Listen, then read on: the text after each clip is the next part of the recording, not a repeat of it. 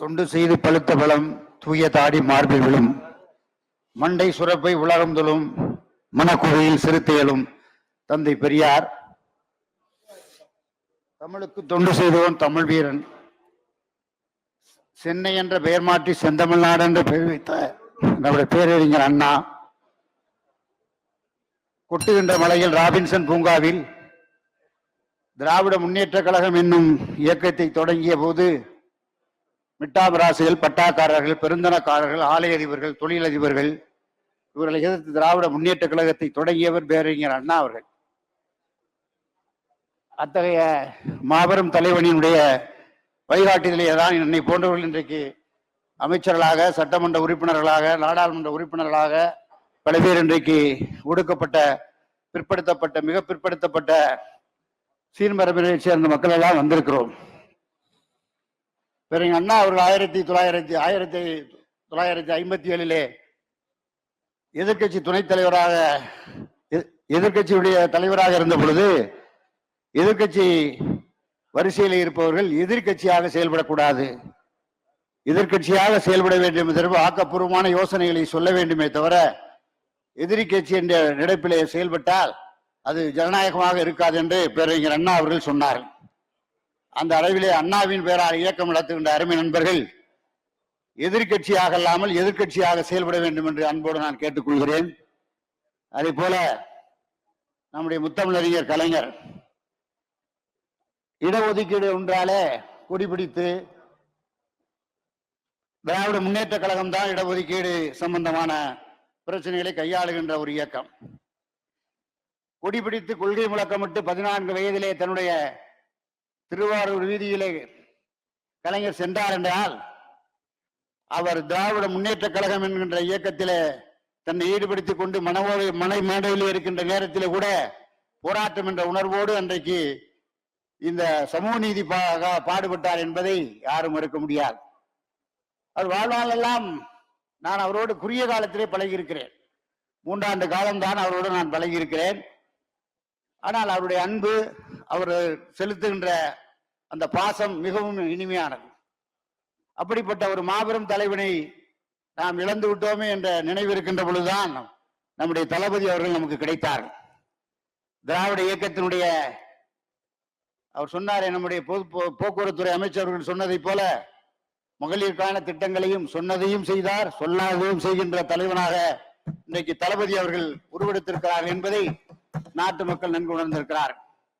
அந்த அடிப்படையில தான் 40க்கு 40 உதாரணமாக ராமநாதபுரம் தொகுதியிலே 1,22,000 வாக்குகளிலே வெற்றி பெற்ற நம்முடைய இந்திய யூனியன் முஸ்லீம் லீக் இன்றைக்கு 1,72,000 வாக்குகளிலே 22,000 50,000 வாக்குகள் அதிகமாக பெற்றிருக்கிறார் என்றால் அதற்கு காரணம் அவருடைய உழைப்பு உழைப்பு உழைப்பு. கலைஞர் அவர்களால் பாராட்டப்பட்டவர் நம்முடைய தளபதி அவர்கள். உழைப்பு உழைப்பு உழைப்பு என்றாலே நம்முடைய தளபதி என்று அன்றைக்கு நம்முடைய தமிழக முதலமைச்சர் என்று பாராட்டப்பட்டவர். இங்க வந்திருக்கிற அருமை நீர்வளத்துறை அமைச்சர், பொதுச் செயலாளர், மூத்த அமைச்சர்கள் அண்ணன் நேரு அவர்கள், அண்ணன் ஐபி அவர்கள் போன்றவர்கள் எல்லாம் இருக்கிறார்கள். இன்னும் மூத்த அமைச்சர்கள் நம்முடைய அமைச்சர் பெருமக்கள் எல்லாம் இருக்கிறார்கள். சட்டமன்ற உறுப்பினர்கள் அனைவருக்கும் என்னுடைய நன்றியை தெரிவித்துக் கொள்கிறேன். அதே நேரத்தில் என்னுடைய வாக்களித்து மிகப்பெரிய வாரியான வாக்குகளில் வெற்றி பெற செய்த முதலத்தோர் தொகுதி மக்களுக்கும் என்னுடைய நன்றியை நான் தெரிவித்துக் கொள்கிறேன். நம்முடைய தென் மாவட்டங்களிலே மிக ஜாதி கலவரம் என்று நம்முடைய வேல்முருகன் அவர்கள் நேற்று சொன்னார். இன்றைக்கு எந்த ஜாதி கலவரம் கிடையாது. இப்படிப்பட்ட எந்த நிகழ்வும் இல்லாமல் இன்றைக்கு லேசாக ஆரம்பித்தார் வேல்முருகன். அதற்குள்ளே நம்முடைய யார்கள் குறுக்கிட்டதுனாலே, நம்முடைய அமைச்சர் குறுக்கிட்டதுனாலே அவர்கள் தெளிவாக சொல்கிறேன். எந்த விதமான நம்முடைய முதலமைச்சர் தளபதி அவர்கள் வந்ததற்கு பிறகு பைபாஸ் சாலை அமைத்து நம்முடைய தேவர் நினைவிடத்திற்கு சம்பந்தம் இல்லாமல் செல்லுகின்ற அளவிற்கு ஒரு பெரிய ஒரு காரியம் 31 கோடி ரூபாய் நமக்கு அந்த பகுதியில ஒதுக்கி மிக அருமையாக அன்றைக்கு வந்து அஞ்சலி செலுத்துகின்ற ஒரு நிலையை உருவாக்கியவர் நம்முடைய தளபதியார் அவர்கள் என்பதை, நம்முடைய முதலமைச்சர் என்பதை நீங்கள் நினைவில் வைத்துக் கொள்ள வேண்டும். எந்த விதமான வாக்கள் வித்தியாசத்தில் நம்முடைய ஜாதி வித்தியாசமே அங்கே பார்ப்பது கிடையாது. நான் நிற்பதே தேவர் தொகுதியிலே தான். 30,000 வாக்குகள் நான் வெற்றி பெற்றேன் என்றால் நம்ம எல்லோரும் வாக்கு போடுவார்கள். இன்றைக்கு அப்படிப்பட்ட நிலை அந்த பகுதியில கிடையாது. ஆகவே எல்லோரும் ஒன்றாக இருக்கிறோம். தலைவர் கலைஞர் அவர்கள் தன்னுடைய பகைவர்களை எல்லாம் தன்னுடைய பகுத்தறிவால் வென்றார். அவருடைய ஆற்றல் என்பது மிக எளிதான ஆற்றல் கிடையாது. சமூக நீதி, சோசியல் ஜஸ்டிஸ், நம்முடைய ஐயா அவர்களை பற்றி இங்கே சொன்னார்கள். அவர்கள் இருந்தபோது நான் தெளிவாக சொன்னேன், 10.5 இடஒதுக்கீடு கொடுப்பதனால் நம்முடைய மக்களுக்கு பயனில்லை. நீங்கள் நம்முடைய போக்குவரத்து அமைச்சர் அவர்களோடு ஏனென்று சொன்னால் நேற்றைக்கு இந்த விவாதத்தை இன்றைக்கு வைத்திருக்க வேண்டும் நம்முடைய அண்ணன் மணி அவர்கள். அவர் நேற்றைக்கே வைத்து விட்டார். நான் பதில் சொல்ல முடியாது. அவர் அந்த அடிப்படையில் பதில் சொல்லி இருக்கிறார். அவருடைய பதில் என்பது நான் பதில் சொல்வதற்கு தயாராக இல்லை. ஏன்னா என்னுடைய மானிய கோரிக்கை இன்றைக்கு வருகின்ற பொழுது அவர் கேட்டால் நான் பதில் சொல்ல முடியும். ஆகவே 10.5 ஒதுக்கீடு என்பது வன்னியர் மக்களுக்கு எதிரானதல்ல. கலைஞர் அவர்கள் தான் 50%, 20% அந்த மக்களுக்கு ஒதுக்கி தந்த மாபெரும் தலைவன் நம்முடைய கலைஞர் அவர்கள் என்பதை அவர்கள் நினைவிலே வைத்துக் கொள்ள வேண்டும். தேர்தலுக்காக பல பேர் சொல்லலாம். நம்ம ஐயா அவரிடத்தை நாம் தெளிவாக சொன்னோம். ரைட்டு, அவர் சொன்னதெல்லாம் உண்மை. இல்ல நம்ம இன்னைக்கு கேட்டா நான் சொல்லலாம், நேத்து கேட்டா அவர் தான் சொல்லுவார். நான் பதில் சொல்ல முடியாது. இந்த துறையிலே சம்பந்தப்பட்ட அமைச்சர் என்ற முறையில நான் சொல்லலாம். அப்படிப்பட்ட சிவசங்கருக்கு நல்ல பதில் சொல்லி இருக்காரு போதும். ஆமா. ஆகவே 10.5 இடஒதுக்கீடு கிடையே நான் போக விரும்பவில்லை. அதற்கு அடுத்ததாக நம்முடைய உதயநிதி அவர்கள் இந்த தேர்தலில் மிக சிறப்பாக பணியாற்றார். பல்லாயிரக்கணக்கான மைல் தூரம் சென்று திராவிட முன்னேற்ற கழகத்தின் வெற்றியை உறுதிப்படுத்துவதற்காக 40க்கு 40 கொடுத்ததெல்லாம் கொடுத்தார். நம்முடைய தளபதி கொடுத்தார். நம்முடைய கூட்டணி நண்பர்களுக்கு நல்ல தொகுதிகளை கொடுத்து விட்டு ரிஸ்கான தொகுதியெல்லாம் திராவிட முன்னேற்ற கழகம் எடுத்துக்கொண்டு விட்டது. நம்முடைய சிறுவாடம் சட்டமன்ற உறுப்பினர் சிரிக்கிறார். காங்கிரஸ் நண்பர்கள் திருநெல்வேலிக்கு வந்து தஞ்சாவூர் இதுல இருந்து கம்யூனியா ஆட்கள் போடுகிறீர்கள். இது என்ன நியாயம்?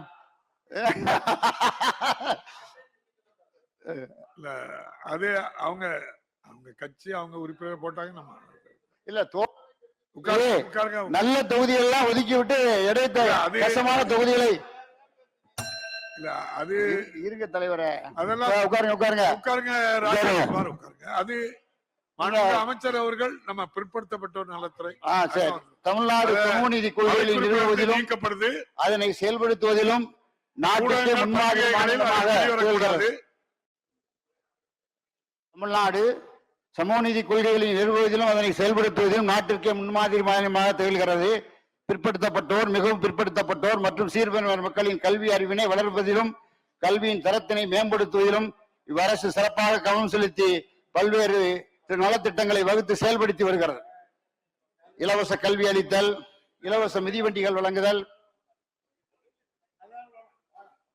அவைக்குட்பட்டு நீக்காச்சு, இலவச சீருடை வழங்குதல், இலவசமாக தங்கி பயில விடுதிகள் ஏற்படுத்தி தருதல், கிராமப்புற பிற்படுத்தப்பட்ட மற்றும் சீர்பெருமை மாணவிகளுக்கு ஊக்கத்தொகை வழங்குதல் போன்ற திட்டங்கள் செயல்படுத்தப்பட்டு வருகின்றன.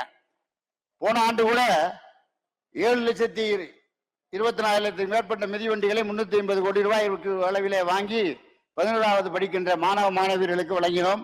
இந்த ஆண்டும் அதுபோல போன ஆண்டு விலைக்கு அந்த ஆண்டும் அதிகமாக கொடுக்காமல் போன ஆண்டு வாங்கிய விலைக்கு இந்த மிக சிறப்பாக மிதிவண்டிகளுடைய தரம் குவாலிட்டி ஆஃப் தி வெஹிக்கிள்ஸ் என்று சொல்வார்களே, அந்த தரம் மிகவும் பாதுகாக்கின்ற விதத்தில் மிக அருமையாக முறையில் அந்த டெண்டர் கையாளப்பட்டு மிக தெளிவாக நம்முடைய முதலமைச்சர் அவர்களுடைய உத்தரவின் பேரில் பிற்படுத்தப்பட்ட மிகவும் பிற்படுத்தப்பட்ட சிறுமரபினர் ஏழை மாணவர்களுக்கு, ஆதிதிராவிடர் மாணவர்களுக்கு, சிறுபான்மை மாணவர்களுக்கு 7 லட்சத்துக்கும் மேற்பட்ட மிதிவண்டிகளை இந்த ஆண்டு கொள்முதல் செய்திருக்கிறோம். சமூக நீதி என்பது சோசியல் ஜஸ்டிஸ் ஃபார் ஆல். எல்லா சமுதாயத்தினருக்கும் சமூக நீதி தேவை. ஆகவேதான் நம்முடைய தமிழ்நாடு மாத்திரம்தான் 69% சமூக நீதியை வைத்திருக்கிறது. அதற்கு காரணம் என்னவென்றால் 45வது செக்ஷன் படி 1994 ஒரு சட்டம் இயற்றி சுப்ரீம் கோர்ட்டினுடைய அப்பீல்ல போட்டிருக்கான். அங்க அட்டவணையில சேர்த்ததாலதான் நம்ம ரத்து பண்ண முடியல. பீகார்ல ரத்து பண்ணிட்டாங்க. பீகார் மாநில உயர் நீதிமன்றம் அவர்கள் எடுத்த ஜாதிவாரி கணக்கெடுப்பு, மணி அவர்கள் சொன்னார்கள், ஜாதிவாரி கணக்கெடுப்பை மாநில அரசு இருக்கலாம், எடுத்து செயல்படுத்த முடியாது. நேஷனல் சென்சஸ், அதாவது இந்திய நாட்டுடைய சென்சஸ் எடுக்கின்ற பொழுது ஜாதிவாரி கணக்கெடுப்பு எடுத்தால்தான் நாம் எல்லா சமுதாயத்திற்கும் நீதி வழங்க முடியும். அதுதான் சமூக நீதி. அப்படிப்பட்ட நிலைமையை தான் நம்முடைய முதலமைச்சர் அவர்கள் மிக தெளிவாக சொன்னார். ஆகவே மற்றவர்களை பற்றி நாம் கவலை கொள்ளாமல் சமூக நீதியின் அடிப்படையில் என்னென்று சொன்னால், நானும் ஐயாவும் 11 மாநாடு நடத்தி இருக்கிறோம் சமூக நீதிக்கா. எல்லோரும் கலந்து கொண்டிருக்க, எல்லா சமுதாய மக்களும் கலந்து கொண்டிருக்கிறார்கள். அப்படிப்பட்ட ஒரு நிலைமை வரக்கூடாது என்பதற்கு எல்லாரும் தமிழ்நாட்டை பொறுத்த மட்டும் பல்வேறு சமுதாய அமைப்புகள் இருக்கிறது, பல்வேறு ஜாதி மக்கள் வசிக்கிறார். ஆகவே அனைவருக்கும் சமூக நீதி கிடைக்க வேண்டும் என்றால் ஜாதிவாரி கணக்கெடுப்பு அவசியம் என்பது, ஜாதி என்பது யாருக்காக, தனிப்பட்ட மனிதனுக்காக நான் பேசவில்லை, இருக்கின்ற தரவுகளை வைத்து அவர்களுடைய வாழ்க்கை தரத்தை வைத்து நாம் முன்னேறுவதற்கு ஜாதியை பயன்படுத்துகிறோம். அவ்வளவுதான். சமூக நீதி இவ்வளவு பேர் இருக்காங்க, இவ்வளவு பேர் இருக்காங்க, இதுல இவ்வளவு பேர் இருக்காங்க, ஜாதியில பல்வேறு சாதிகள் இருக்கின்றன. ஆக அந்த அடிப்படையில் எடுப்பதற்கு ஜாதிவாரி கணக்கெடுப்பு தேவை. அதை மத்திய அரசு செய்ய வேண்டும். அவருடைய கூட்டணியில் இருக்கிற நண்பர்கள் தயவு செய்து நம்முடைய பாட்டாளி கட்சி நண்பர்கள் நம்முடைய மோடி அரசை வலியுறுத்தி அந்த திட்டத்தை செயல்படுத்துவதற்குரிய வழிவகை செய்ய வேண்டும் என்று நான் அன்போடு கேட்டுக்கொள்கிறேன். இந்தியா கூட்டணி என்பது நம்முடைய தலைவர் தான் ஆணிவேர். நம்முடைய தளபதி முதலமைச்சர் என்று இந்தியா கூட்டணி ஆணிவேர். அது ராகுல் காந்திக்கும் தெரியும், எல்லாருக்கும் தெரியும். இங்க வாக்களிப்பது என்பது உதயசூரியனுக்கும் கைக்கும் தான் ஒழிய நபர்களுக்காக அல்ல. கூட்டணி கட்சிகள் நபர்களுக்காக ஒரு பக்கம் வாக்குகள் விழுந்தாலும் அதில் யார் நிற்கிறார்கள் என்று பார்த்துத்தான் வாக்களிப்பார்களே தவிர மக்கள் ஏதோ தனக்காக வாக்களிப்பதா யாரும் நினைக்க வேண்டாம் என்று அன்போடு நான் கேட்டுக்கொள்கிறேன். ஆகவே என்ன சபாநாயகர் சொல்லுங்க, வெள்ளடிச்சல இருங்க ஐயா, நீங்க வர 50% 20% அவ்வளவு 30%. அல்ல இஸ்லாமியர்களுக்கு 3.5% பார்க்க மாட்டோம். ரெட்டியாரெல்லாம் எதுக்கு பார்க்க விடாங்க? ரெட்டியாரெல்லாம் தான் பூரா பேர் ஹோட்டல் வச்சிருக்கீங்களே, நல்லா சம்பாதிக்கிறது. அந்த வார்த்தைய பயல்கள்ங்கிற வார்த்தை அவை குறிப்பில் இருந்து நீங்க இது லைவா போகுது. தயவு செய்து மாண்புமிகு அமைச்சர்கள் எல்லாருமே நீங்க தயவு செய்து லைவ் ப்ரோக்ராம் 20 அமைச்சர்களுடைய பதில்கள் கொஞ்சம் கவனமாட்டு நீங்க 3.5% முஸ்லிம்களுக்கு கொடுக்கிறோம். ஆதி திராவிடர்கள் இருந்து 18% மொத்தம் 19%, 1% பழங்குடி மக்கள், 3% அருந்ததியர்களுக்கு கொடுக்கிறார். இந்த 2 சட்டத்தையும் கொண்டாந்தவர் முத்தமிழறிஞர் கலைஞர். ஆகவே சமூக நீதி என்பது கலைஞருக்கு சொந்தமானது. யாருக்கும் தனிப்பட்ட சொந்தம் என்று சொன்னால் அது கலைஞர் ஒருவரை தவிர வேற யாரும் கொண்டு வர முடியாது. ஏன்னா அந்த கிரீமி லேயர் இருக்கு. Creamy layer IIT, IMS, AIIMS இதெல்லாம் வச்சிருக்கோமே, மத்திய அரசு வச்சிருக்கு. அதுல இந்த கிரீமி லேயர் வரக்கூடாதுன்னு சொல்ற ஒரே இயக்கம் திராவிட முன்னேற்ற கழகம். சமூக நீதியினுடைய பெருமையை பேசுகின்ற ஒரே இயக்கம் திராவிட முன்னேற்ற கழகம் தான். ஏன்னா நம்முடைய முதலமைச்சர் அவர்கள் தான் இன்னைக்கு விபி சிங் பிறந்த நாள், 94வது வயசு, 94வது ஆண்டு அவருக்கு. அவர் கொண்டு வந்த சட்டம் ஓபிசி, அதர் பேக்வர்ட் கிளாஸஸ். அவருடைய சட்டம் முத்தமிழறிஞர் கலைஞர் அவர்கள் இந்த ஓபிசியுடைய 27 சட்டம் கொண்டு வருவதற்கு தன்னுடைய பங்கை மிகவும் நேசித்தார். அதனாலதான் நான் காலையில் கூட ஓபிசிக்கு சிலை எழுப்பியவர் நம்முடைய முதலமைச்சர் அவர்கள். அந்த அடிப்படையில் விபி சிங் அவர்களை நாம் ஏன் போற்றுகிறோம் என்று சொன்னால், ஒடுக்கப்பட்ட சமூகங்கள் எல்லாம் நாம் இன்றைக்கு உயர்நிலை அடைவதற்கு மத்திய அரசினுடைய பதவிகளில் வர வேண்டும் என்பதுதான் நம்முடைய விருப்பம். ஆக மத்திய அரசினுடைய பதவிகளில் வருவதற்கு ஓபிசி 27% பயன்படுத்த வேண்டும் என்று நான் அன்போடு நம்முடைய முதலமைச்சர் அவர்கள் ஒன்றிய அரசை வலியுறுத்தி கேட்டுக்கொண்டார். அவர் இந்த மருத்துவத்துறையிலே கூட நம்முடைய முதலமைச்சர் அவர்கள் இந்த ஆண்டு பேசி மத்திய அரசோடு பேசி வாங்கி கொடுத்தார். 27% ஓபிசி மருத்துவத்துறையிலும் வேண்டும் என்று சொல்லி நம்முடைய முதலமைச்சர் அவர்கள் சமூக நீதி வர வேண்டும் என்பதற்காக வாங்கி கொடுத்தார்கள். என்ன 7.5% கொடுத்தது போக நம்முடைய தமிழ்நாட்டில் 27% ஓபிசிக்கு மருத்துவத்துறையில வாங்கி கொடுத்தார்கள் நம்முடைய முதலமைச்சர் அவர்கள். அதற்காக சமூக நீதி வரலாற்றில் அவருக்கு ஒரு தனி இடம் உண்டு. எப்படி கலைஞரை நாம் போற்றுகின்றோமோ சமூக நீதி என்றால், அதை போல நம்முடைய முதலமைச்சரையுமே நாம் போற்றியாக வேண்டும். அந்த அடிப்படையில் நம்முடைய முதலமைச்சருக்கு ஒரு தனி இடம் உண்டு சமூக நீதியிலே என்பதை நான் தெரிவித்துக் கொள்கிறேன். அதே போல நம்முடைய மக்கள் தொகையின் அடிப்படையிலே இப்ப முதல்ல 6.5 கோடி பேர் இருந்தாங்க. இப்ப 8,14,00,000 பேர் தமிழ்நாட்டில் இருக்கிறார். ஜாதிவாரி கணக்கெடுப்பு 1931 எடுக்கப்பட்டது. 88% மக்கள் திராவிட இன மக்கள் நம்முடைய அனைவரும் அனைத்து சமுதாயத்தினரும் சேர்ந்து 88% இருக்கான். அந்த 88% நம்முடைய தமிழ் மாநிலம் ஒன்றுதான் 69% இடஒதுக்கீடை பின்பற்றி வருகிறது. ஆகவே மிகப்பெரிய வெற்றியை நாம் பெற்றிருக்கிறோம். அப்படிப்பட்ட சமூக நீதிக்கு சொந்தமான தமிழ் மண்ணில நம்முடைய முதலமைச்சர் அவர்கள் இந்த சமூக நீதிக்காக அல்லும் பகலும் அயராது உழைத்துக் கொண்டிருக்கின்ற நம்முடைய முதலமைச்சர் அவர்கள் இந்த பாரதிதாசன் கமிட்டி ஒன்றும் போட்டார். இந்த 10.5 அது தரவு எல்லாம் இப்ப எடுத்துக்கிட்டு இருக்காங்க. அதனுடைய விளக்கத்தை எல்லாம் நம்முடைய போக்குவரத்து அமைச்சர் சொன்னார். அதோட முடிஞ்சு போச்சு. பாரதிதாசன் கமிட்டியில இப்ப எல்லாம் எடுத்து நம்ம ரிப்போர்ட் சப்மிட் பண்ணோன்னே இந்த ஜாதி வாரி கணக்கெடுப்பை மத்திய அரசு எடுத்தாச்சுன்னா நம்ம ரெண்டையும் வச்சு எண்ணிக்கை அடிப்படையில் பிரதிநிதித்துவம் கொடுக்கலாம். அதான் நியாயம் கூட. ஏன்னா எல்லா சமுதாய மக்களும் இந்த சமூக நீதியிலே வருகின்ற காரணத்தினால அந்த அடிப்படையில் கொடுக்கலாம். அப்படிப்பட்ட ஒரு சூழ்நிலை வருகின்ற பொழுதுதான் தமிழ்நாடாக இருக்கும் என்பதை நம்முடைய ஒன்றிய அரசு புரிந்து கொள்ள வேண்டும். ஒரே நாடு ஒரே தேர்தல்லாம் செல்லுபடியாது. ஏன்னா கான்ஸ்டிடியூஷன் ஆஃப் இந்தியா அப்படி இல்லை. இங்க பல்வேறு மொழிகள் பல்வேறு இன மக்கள் வசிக்கிறார்கள். பல்வேறு மாநிலங்கள் உள்ளன.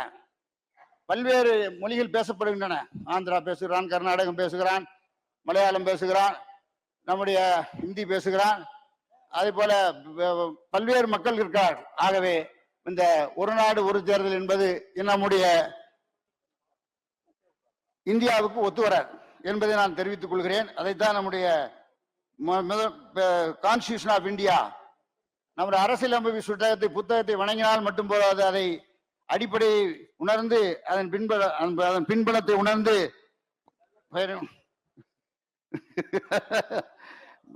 பேசவே விட மாட்டார் நம்முடைய பொதுச் செயலாளர். இந்த கல்லர் சீரமைப்பு பள்ளிகள் இந்த நம்முடைய பள்ளிகளோட இணைக்கணும்னு சொல்லி ஒரு சட்டம் நம்ம கொண்டு வரலாம்னு பார்த்தோம். அது நியாயம்தான்.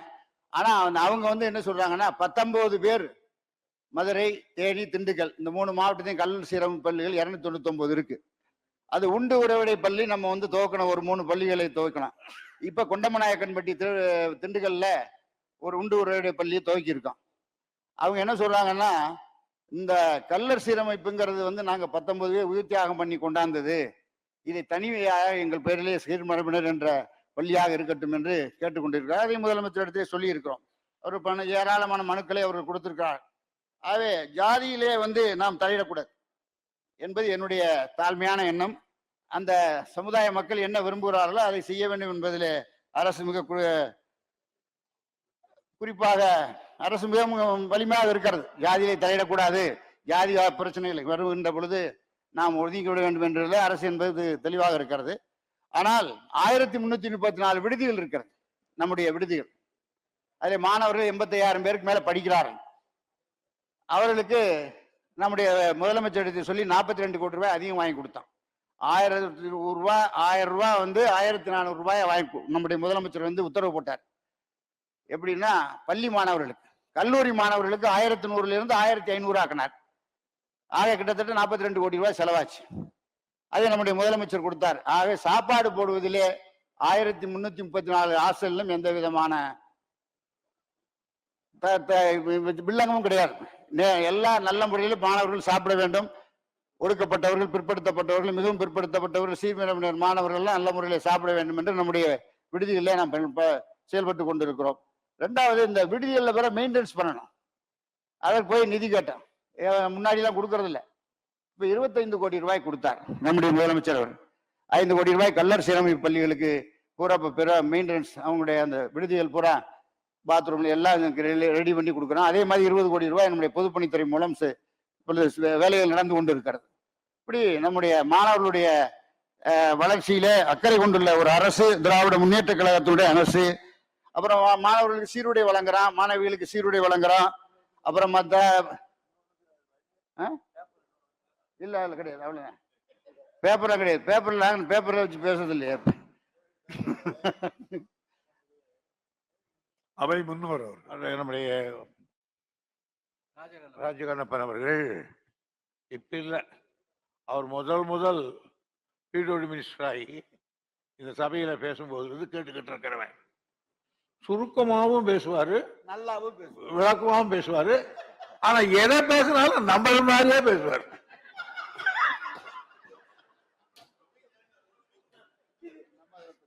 மாண்புமிகு அமைச்சர். பித்தளை தேப்பு பெட்டிகள், நவீன சலகை அமைத்தல், இலவச மின் மோட்டார் பொருத்தப்பட்ட தையல் இயந்திரங்கள் வழங்குதல், ஆயத்த ஆடைகள் உற்பத்தி ஆலைகள் அமைத்தல், வீட்டு மனை வழங்கல் ஆகிய திட்டங்கள் செயல்பட்டு இப்படி பல்வேறு இப்ப வந்து கேஸ்ல வந்து இப்ப தேய்ப்பெட்டி கொடுக்க போறோம் இந்த வருஷம். கேஸ் மூலம் அந்த பெட்டி இயங்குறது மாதிரி கைட்டு தேய்க்காம கேஸ் மூலம் இயங்குறதுக்குரிய தேய்ப்பு பெட்டிகளுடைய இந்த ஆண்டு கொடுக்க போறோம். இப்ப 115 கோடி ரூபாய் கடன் கொடுக்குறோம் டேப்செட் கோல. அத எத்தனை பேருக்குன்னா கிட்டத்தட்ட 16,842 பயனாளிகள். அவங்களுக்கு 115 கோடி கடன் கொடுக்குறோம். இப்படி பல்வேறு. அப்புறம் சீர்மரபினர்கள் வாரியம்னு ஒன்று வச்சிருக்கோம். அதுல வந்து எத்தனை பேர் உறுப்பினராக இருக்காங்கன்னா 38,491 பேர் உறுப்பினராக இருக்காங்க. அதுல வந்து 327 பயனாளிகளுக்கு 29 லட்சம் உதவிகள் வழங்கப்பட்டிருக்கு அந்த சீர்மரபினர் வாரியத்தில் மாத்திரம். இப்படி பல காரியங்கள் பண்ணிட்டு இருக்கான். ஆகவே பிற்படுத்தப்பட்ட, ஒடுக்கப்பட்ட, மிகவும் பிற்படுத்தப்பட்ட சீர்மரபினர் மக்கள் மிக சிறப்பாக இந்த ஆட்சியில வாழ்கிறார்கள். ஆகவே நம்முடைய ஐயப்பன் அவர்கள் ஒரே ஒரு சந்தேகம் கேட்டார், டிஎன்சிக்கு டிஎன்டிக்கு என்ன வித்தியாசம்? இப்போ சர்டிஃபிகேட் கொடுக்க சொல்லியிருக்கு. டினைட்வைட் ரைட்ஸ்ன்னு ஒரு சர்டிஃபிகேட்டு சேர்த்துருந்தா இப்போ தனித்தனியாக கொடுக்க சொல்லியிருக்கு. நீங்கள் கேட்டால் கொடுப்பாங்க, எங்கே கொடுக்கலைங்கிறத நீங்கள் ஸ்பெசிஃபிக்காக சொன்னீங்கன்னா வி வில் மேட் அரேஞ்ச்மெண்ட்ஸ். நாங்கள் அந்த அதிகாரியை கூப்பிட்டு பேசி நீங்கள் உடனே சர்டிஃபிகேட் கொடுன்னு சொல்லி நம்முடைய முதலமைச்சர் அவர்கள் உத்தரவு போட்டிருக்காங்க. அதனால அந்த மாதிரி சிக்கல் வராது. அவருடைய சர்டிஃபிகேட்டுகள் முறையாக வழங்கப்படும் என்பதை நான் தெரிவித்துக் கொள்கிறேன். ஆக இப்படியெல்லாம் நம்முடைய திட்டங்கள், நம்முடைய இதுக்கு மேலே பேச நம்முடைய. அப்புறம் இந்த பெரியார் விருது ஒன்று 5 லட்சம் கொடுக்குறோம். பெரியார் விருது 1 லட்சமா இருந்தது முன்னாடி, இப்போ 5 லட்சம். நம்முடைய தளபதி அவர்கள் முதலமைச்சராக வந்ததற்கு பிறகு பெரியார் பேராளர் விருது 5 லட்சத்திற்கு வழங்கப்படுகிறது. அப்படிப்பட்ட ஒரு நல்ல திட்டங்கள் எல்லாம் நம்முடைய பிற்படுத்தப்பட்ட நலத்துறையிலே நம்முடைய தலைவர் அவர்கள் செய்து கொண்டிருக்கிறார்கள் என்பதை இந்த இருக்க.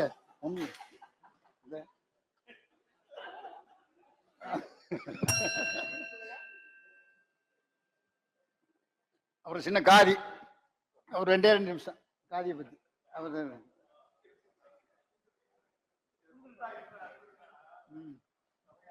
மாண்புமிகு அவை முன்னவர் கொடுத்தா என்ன அர்த்தம்னா, இந்த அவையில உறுப்பினராக இருந்தவர் ரகுமான் கான் உங்களுக்கு தெரியும். நாங்கெல்லாம் பேசும்போது ஒரு சோடா உடைச்சு வச்சா பேச்சு முடியும்னு அர்த்தம். சோடா உடிச்ச உடனே அவர் கடகடான்னு எடுத்து குடிச்சுக்கிட்டு இன்னும் 1 மணி நேரம் பேசினார். அது மாதிரி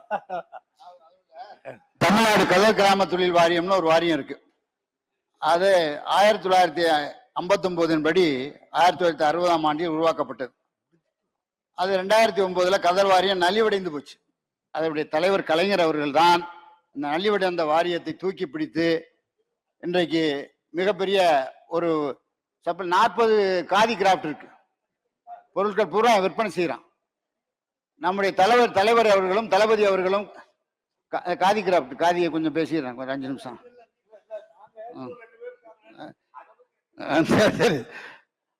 அந்த கலைஞர் வழியில் நல்லாட்சி நடத்தி வருகின்ற நம்முடைய முதல்வர் அவர்கள் இந்த காதி கிராஃப்ட்டுக்கு நல்ல ஆதரவு கொடுக்கிறார். கிராம மக்களுக்கு வேலை வாய்ப்பு அந்த காதி கிராஃப்ட்ல சேருது. மற்ற அவர்களுக்கு வேலை வாய்ப்புகளை அதிகரித்தல், உள்ளூரில் கிடைக்கும் மூலப்பொருட்களை பயன்படுத்தி சந்தைப்படுத்தக்கூடிய பொருட்களை உற்பத்தி செய்ய வழிவகுத்தல்.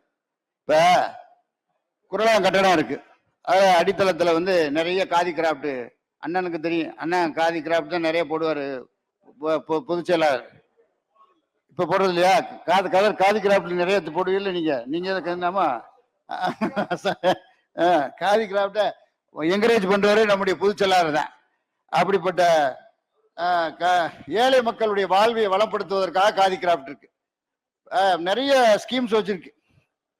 கதர் பருத்தி, அது காதி கிராஃப்ட்ல அப்புறம் 40 விற்பனை நிலையங்கள் நிறைய. அப்புறம் சில்க்கு, கதர் பட்டு சட்டை போட்டு வருவார ஒண்ணு. இப்ப இது இருக்கு காதி பிளாக்க இது வர. மாண்புமிகு அவை முன்னவர். விலை என்னன்னு தெரியல, எவரா கொடுறாரு வாங்க. ஒரு மண்பாண்ட தொழிலாளர்களுக்கு நிறைய நான் உதவி செய்கிறேன். 4.5 கோடி ரூபாய், கிட்டத்தட்ட 4,44,00,000 மண்பாண்ட தொழிலாளர்களுக்கு 6,665 மண்பாண்ட தொழிலாளர் குடும்பங்கள். அப்போ சோப்பு தொழிலில் வந்து 17 கோடிக்கு வியாபாரம் பண்ணியிருக்கோம். இப்போ காதி கிராஃப்ட் இப்போ கொஞ்சம் நல்லா வந்துருச்சு. முன்னாடி வந்து கலைஞர் ரிவைவ் பண்ண பொருட்டு நம்முடைய தளபதியுடைய உற்பத்தியில் அதிகமான முறையில் நல்ல உற்பத்தியான பொருட்கள்லாம் நல்லா விற்குது, மக்கள் வாங்குறாங்க. நிறைய மொபைல் வேன் போட்டிருக்கோம், எல்லா இடத்துலையும் விற்கிற மாதிரி மொபைல் வேன் போட சொல்லியிருக்கு. 60 சொசைட்டி, கருப்பட்டி சொசைட்டி வருது, பதநீர்லாம் கொடுக்க சொல்லியிருக்கோம். அவர் கல் இறக்குறது சம்பந்தம் பேசுகிறேன், அதெல்லாம் இல்லை கிடையாது. பதநீர்னா சுண்ணாம்பு போட்டு இறக்குறது, அது பதநீர் குடிச்சா சூடுலாம் தனி, அந்த மாதிரி பதநீர்லாம் குடிக்கலாம் என்ன. ஆக இப்படி காதி கிராஃப்ட் நல்ல முறையில் இயங்க வருது. நம்முடைய தலைவருடைய ஆட்சியில் அப்புறம் சுக்கு காப்பி, பனைப்பொருள் பேர சுக்கு காப்பி விற்கிறோம். அப்புறம் எல்லா பேரும் சுக்கு காப்பி குடிச்சா அது கொடுக்க மாட்டாங்க. என்ன, நாங்கள் உங்களுக்கு அந்த நீங்கள் வெளி கடையில் வாங்கி குடிங்க. கடைகளில் விற்பனை செய்யப்பட்டு வருகிறது, அங்கே போய் நல்லா நீங்கள் சாப்பிடலாம். ஆக இந்த மாதிரி காதி கிராஃப்டையும் நல்ல முறையில் செயல்படுத்துகிறார்கள். இப்படி பிற்பட்டோர் நலத்துறையும் காதி கிராஃப்டும். நம்முடைய பனை தொழில் வளர்ச்சி வாரியம், ஒரு பனைமரம் இருந்துச்சுன்னா அந்த பனைமரம் வந்து இப்போ கூட நாங்கள் 1 கோடி பனைமரம் நட்டோம் நம்முடைய மாவட்டத்தில், ராமநாதபுரம் மாவட்டத்தில். நம்முடைய நாராயணன் வந்து நட்டாரு, கிட்டத்தட்ட 1 கோடி பனைமரம். அந்த பனைமரம் வந்து பனம்பழத்திலிருந்து, காயிலிருந்து, கொதம்பையிலிருந்து நிறைய நேற்று பனைமரம் யூஸ் ஆகாத இடமே இல்லை. அந்த சட்டத்திலிருந்து, கிழங்கிலிருந்து எல்லாமே யூஸ் ஆகும். அப்படிப்பட்ட பனைமரங்கள் நடுவதில் நம்முடைய சபாநாயகர் ரொம்ப இன்ட்ரெஸ்டா இருப்பார். பனைமரம் நடுவதில் 1 லட்சம் பனைமரம் தரம்னாரு, ஒன்றும் காணும். ஆண்டுக்கு 1 லட்சம் தான் கொடுத்துக்கிட்டே இருக்கேன். அதைத்தான் அண்ணன் நாராயணன் உங்க ஊர்ல விட்டு தந்து. அப்படியா? சரி, எப்படியோ வந்தா சரிதான். எங்கள்கிட்ட கொடுக்கணும் அவசியம் இல்லை, நீங்க அவர்கிட்ட கொடுத்தாலும் சரிதான். ஆக பனைத்தொழில் வாரியத்துக்கு ஒரு வாரிய தலைவர் போட்டிருக்கான். கண்டனூர்ல நம்முடைய மாங்குடி அவர்கள் இங்க நிறைய பேர் பேசினாங்க.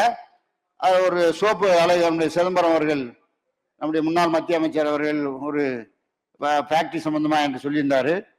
அவர் நானும் எலெக்ஷன், அது வேற விஷயம். அது அதுக்கு இதுக்கு சம்மந்தம் கிடையாது. அவர் ஆனா வந்து அவர் ஒரு கோரிக்கை வச்சிருந்தாரு, பணம் நம்முடைய மாங்குடி மூலம் தான் சொல்லி விடுவாரு. காரைக்குடி எம்எல்ஏ வந்து சொல்லுவாரு, நிச்சயமாக இந்த ஆண்டு உங்களுடைய கண்டனூர் அவருடைய சொந்த ஊரு, அதனுடைய வியாதி கிராம தொழில் வாரியம் போனதோட 5 கோடி ரூபாய் நரிப்பேர் கொடுத்தா இடம் இல்லை. ஆதியில 60 சொசைட்டிக்கு பிரசிடண்ட் போட்டோம், பூரா திமுக, அண்ணா திமுக பூரா இருந்தா. முதல்ல அவனா வர முடியாது, அண்ணா திமுக தானே வர முடியும். முடிஞ்சு வச்சா அப்புறம் திமுக தானே வர முடியும். காமராஜர் சிலை ஒண்ணு வந்து சிரிக்காதீங்க, காமராஜர் சிலை ஒண்ணு வைக்கிறோம் எங்க தொகுதியில. 3000 பேருக்கு வேலை வாய்ப்பு, பண ஓலை முடைவதில்லை. அந்த வேலை வாய்ப்பு அந்த மக்களுக்கு கொடுக்கிறோம், நாடார் மக்களுக்கு. ஆகவே மிகப்பெரிய காரியங்கள்லாம் நடக்குது. ஆகவே அப்படிப்பட்ட ஆண்டிகையில் ஓடு இருக்கும் அதுவும் உனக்கு இல்லையேன்னு கண்ணதாசன் காமராஜர் பற்றி பாடின. பண்டாரங்கையிலேயாவது ஓடு இருக்கும் அது உனக்கு இல்லையேன்னு. அவர் சாகும்போது 3 வேட்டியும் 3 சட்டையும் தான் இருந்துச்சு, 110 ரூபா இருந்துச்சு. அப்படிப்பட்ட ஒரு தலைவர் காமராஜர், நாங்க மறக்கல. அவருடைய பணிகள் வந்து பாராட்டுக்குரியது. அதனாலதான் அவருடைய சிமெண்ட் சிலையை எடுத்துட்டு வெங்கல சிலையா இப்ப நம்ம தொகுதியில வைக்கிறோம். அதே மாதிரி நிறைய சிலை வைக்கிறோம். முத்துராமலிங்க தேவர் வச்சிருந்த நம்முடைய தலைவர் அவர்கள் எல்லோ சமுதாயத்தை ஒன்றாக பாவிக்கிற என்ற காரணத்தினால அனைத்து சமுதாய மக்களுக்கும் மணிமண்டபம் அறிவிச்சிருக்காரு. எல்லாத்துக்கும் என்னுடைய நன்றியை தெரிவித்துக் கொள்கிறேன். ஆகவே இப்படிப்பட்ட ஒரு சூழ்நிலையில் நீங்க அனைவரும் இந்த வெட்டு தீர்மானங்கள்லாம் மொத்தம் வந்து எத்தனை வெட்டு தீர்மானம் அதை கொடுங்க. மொத்தம் வந்து 80 வெட்டு தீர்மானங்கள் வந்து பிற்படுத்தப்பட்டவர்ல, கதர்ல வந்து ஒரு 78, ஆக மொத்தம் 158 வெட்டு தீர்மானங்கள். இவையெல்லாம் நீங்க எல்லாம் திரும்ப பெறணும். சமூக நீதியை பத்தி நீங்க கவலைப்பட வேண்டியதில்லை. 69% இடஒதுக்கீடு திராவிட முன்னேற்ற கழகம் பாதுகாக்கும் பாதுகாக்கும் பாதுகாக்கும். நம்முடைய முதலமைச்சர் நிச்சயமாக பாதுகாப்பார். ஆகவே இப்படிப்பட்ட ஒரு நல்ல இந்த தீர்மானங்களை எல்லாம் நீங்கள் வெட்டு தீர்மானங்களை திரும்ப பெற்று இந்த கோரிக்கையை நிறைவேற்றி தரும்படி உங்களை எல்லாம் மானிய கோரிக்கையை நிறைவேற்றி தரும்படி நம்முடைய சட்டமன்ற உறுப்பினர்கள் அனைவரையும் அறிவிப்புகள் நம்முடைய பிற்பட்டோர் நலத்துறையில் அறிவிப்புகள் கவர்மெண்ட் ரெண்டையும் சேர்த்தே கொடுத்துருங்க. கதர் கிராமத்தில் ஒரு நாளே நாள் அறிவிப்பு தான் இருக்கு. இதுல ஒரு 15 அறிவிப்பு இருக்கு. ரெண்டையும் நீங்க படிச்சதாட்டு பதிவு பண்ணிடலாமா? இல்ல நான் பண்ண தலைப்புகளை படிச்சிருக்கேன். தலைப்புகளை மாத்திரம் அவ்வளவுதான். நீங்க மசம் ஒரு ஆள் தானே சிறுபான்மை. அவர் வாசிப்பார். அவர் திரவ பெட்ரோலிய வாயு மூலம் இயங்கும் தேய்ப்பு பெட்டிகள் 75 ரூபாய்க்கு செலவில் வழங்குதல். அப்புறம் 693 விடுதிகளுக்கு டிடிஎச் இணைப்புடன் எல்இடி தொலைக்காட்சி பெட்டிகள் 2,93,90,000 செலவில் வழங்குதல். சீர்மரபல் நாள் வாரியம் மூலம் வழங்கப்படும் உதவி திட்டங்களை இணையவழி சேவைகள் மூலம் ஒருங்கிணைந்து செயலாக்கம். 4 சென்னை, மதுரை மற்றும் திருச்சி ஆகிய பெருநகரங்களில் உள்ள விடுதிகளுக்கு ஒருங்கிணைந்த பொது சமையல் அறை. அது 3 இடம் திருச்சி, மதுரை, மெட்ராஸ். 2,69,00,000 ரூபாய் செலவில் ஏற்படுத்துதல். அங்கே சமைச்சு அங்கே கொடுத்துறது, மாணவர்களுக்கு கொண்டு விடுதிகளில் சேர்க்கிறது. விடுதிகள் மேலாண்மை தகவல் அமைப்பு HMP 10,59,40,000 ரூபாய் செலவில் செயல்படுத்துதல். ஈரோடு, தூத்துக்குடி, கடலூர், கோயம்புத்தூர் மற்றும் விருதுநகர் மாவட்டத்தில் தலா ஒரு விடுதி என 5 புதிய கல்லூரி மாணவியர் விடுதிகள் 2,83,35,000 ரூபாய் செலவில் துவங்குதல். அது எந்தெந்த ஊருங்கிறது அதை படிக்கிறதுக்கு நீங்க படிச்சு பாத்துக்கிறீங்க. 19 பள்ளி விடுதிகளை 1,98,28,000 ரூபாய் செலவில் கல்லூரி விடுதிகளில் நிலை உயர்த்துதல். 12ஆம் வகுப்பு பயிலும் மாணவ மாணவியர் நலன் கருதி நுழைவுத் தேர்வுக்கான வினாவிடை வங்கி நூலுக்கு 22,22,000 ரூபாய் செலவில் வழங்குதல். வாடகை கட்டிடங்கள் 3 கல்லூரி விடுதிகளுக்கு நபார்டு வங்கி நிதி உதவியுடன் 50 கோடி ரூபாய் செலவில் சொந்த கட்டடங்கள் கட்டுதல். கல்லர் சீரமைப்பு பள்ளிகளில் சிறப்பு பழுது பார்த்தல் மற்றும் பராமரிப்பு பணிகள் 3 ரூபாய் செலவில் மேற்கொள்ளுதல். சிறுமியினர் நலவாரிய உறுப்பினர்களின் குடும்பத்திற்கு வழங்கப்படும் இயற்கை மரண உதவித்தொகை 20,000 ரூபாயிலிருந்து 30,000 ரூபாயை உயர்த்தியும் மற்றும் விபத்தினால் ஏற்படும் மரணத்திற்கு வழங்கப்படும் உதவித்தொகை 1,00,000 1,20,000 ரூபாயாகவும் உயர்த்தியும் வழங்குதல். ஆகவே இது போன்ற அறிவிப்புகள்லாம் நிறைய இருக்கு. அதே மாதிரி காதியில ரொம்ப இல்லை, போன வருஷம் அறிவித்ததுன்னு செயல்படுத்த முடியல, இடங்கள் கிடைக்காதனால. இப்போ அதனால இப்ப செயல்படுத்தக்கூடிய காதியுடைய நாலு நீங்க பதிஞ்சுக்கிறீங்களா? ஆமா, பதிந்து கொள்ளும்படி நம்முடைய பேரவைத் தலைவர்களை கேட்டு பதிவு பண்ண நான் பதிஞ்சுக்கிறேங்க. பேரவைத் தலைவர் எல்லாத்தையும் சமாளிச்சிருவார். அவங்க கெட்டிக்காரன். அவர் அது எல்லா உறுப்பினர்களுக்கும் அல்வா கொடுப்பாரு. ஓனா போட்டு சும்மா பேரவைத் தலைவர் அப்படி நல்லா நீங்க போத மாண்புமிகு அமைச்சர் உட்காருங்க. மாண்புமிகு கேட்டு போயிருவோம்.